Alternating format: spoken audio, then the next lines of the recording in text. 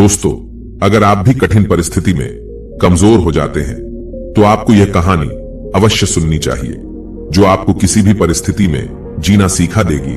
इसलिए आपको यह कहानी जरूर सुननी चाहिए। एक बार गौतम बुद्ध एक वृक्ष के नीचे बैठकर अपनी साधना में लीन थे। वह कई दिनों से इस साधना को कर रहे थे। जिस जगह पर बुद्ध ध्यान कर रहे थे, उसी रास्ते से शिकारी कहीं जा रहा था। शिकारी ने महात्मा बुद्ध के बारे में काफी तारीफ सुनी थी, जैसे उनके स्वभाव के बारे में, उनके ज्ञान के बारे में। लेकिन यह सब सुनकर भी वह उनसे संतुष्ट नहीं था और उसे महात्मा बुद्ध पर विश्वास नहीं था। उसने जब महात्मा बुद्ध को साधना करते हुए देखा तो उसके मन में विचार आया कि क्यों न बुद्ध की परीक्षा ली जाए। इससे उनकी असलियत का पता लग ही जाएगा कि क्या सच में वह बहुत ज्ञानी है। शिकारी वहीं खड़े होकर सोचने लगा कि क्या किया जाए। तभी उसकी नजर एक पत्थर पर पड़ी तो उसके मन में तुरंत एक विचार आया और शिकारी ने पत्थर उठाकर साधना में लीन बुद्ध पर फेंक कर मारा। वह पत्थर बहुत जोर से बुद्ध को लगा था, लेकिन उन्होंने कोई प्रतिक्रिया नहीं दी।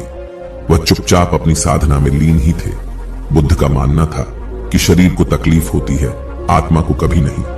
दोस्तों, उसी तरह शिकारी द्वारा फेंके गए पत्थर से उनके शरीर को तकलीफ हुई है, न कि आत्मा को, और बिना किसी प्रक्रिया के साधना में लगे रहे। शिकारी कुछ समय तक बुद्ध की तरफ देखता रहा और सोचता रहा कि अब महात्मा बुद्ध कुछ तो प्रतिक्रिया करेंगे, लेकिन महात्मा बुद्ध अपनी साधना में लीन थे। उन्होंने कोई प्रतिक्रिया नहीं की। कुछ देर बाद फिर शिकारी ने पत्थर से बुद्ध को मारा।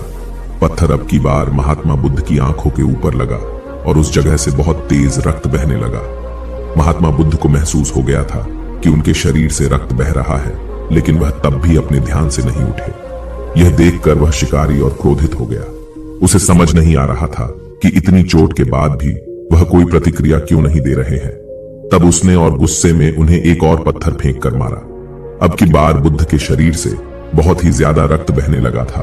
उन्हें इतनी पीड़ा हो रही थी कि उनकी आंखों से आंसू बह गए थे, लेकिन तब भी उन्होंने साधना नहीं छोड़ी। यह देखकर शिकारी से रहा नहीं गया और वह गौतम बुद्ध के पास गया और बोला, है महात्मा, मुझे आपसे कुछ पूछना है।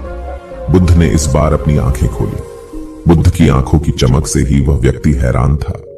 बुद्ध ने कहा, पूछो, क्या पूछना चाहते हो? शिकारी ने कहा, जब मैंने आपको पत्थर मारा तो आपने प्रतिक्रिया क्यों नहीं दी, जबकि आपको चोट लगी है और आपको पीड़ा भी हो रही है, लेकिन तब भी आपने कुछ नहीं कहा। तब महात्मा बुद्ध ने बड़े ही सरलता के साथ कहा, क्योंकि इससे मेरे शरीर को कष्ट हुआ है, मेरे मस्तिष्क को नहीं। यह सुनकर शिकारी अचंभित रह गया।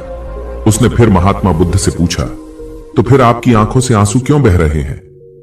तब इस पर महात्मा बुद्ध ने कहा, तुम्हारे द्वारा किए गए अनुचित कार्य के परिणाम के बारे में मेरा विचार कर रो रही है।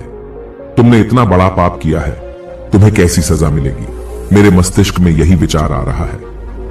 बुद्ध की बातों को सुनकर शिकारी एकदम हैरान हो गया और वह महात्मा बुद्ध के चरणों में गिर गया। शिकारी ने महात्मा बुद्ध से माफी मांगते हुए कहा कि महात्मा, मुझे क्षमा करें।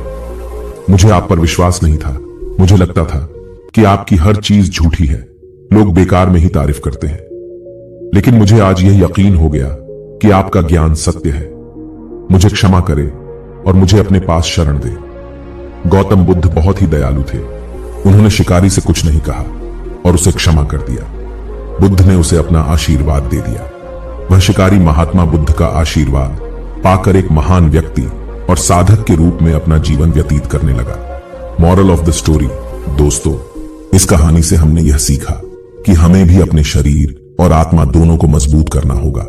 चाहे कितनी भी पीड़ा हो, हमें उसे बर्दाश्त करना है। यदि आप उस पीड़ा के आगे हार जाओगे तो कमजोर पड़ जाओगे। इसलिए खुद को मजबूत करो। यदि आपने स्वयं को मजबूत कर लिया तो कोई भी आपको किसी भी परिस्थिति में नहीं तोड़ सकता। दोस्तों, आप हमें कमेंट करके जरूर बताएं कि आपको यह कहानी कैसी लगी। ऐसी ही कहानियों को पाने के लिए आप हमारे चैनल को सब्सक्राइब जरूर करें। सुनते रहिए। धन्यवाद।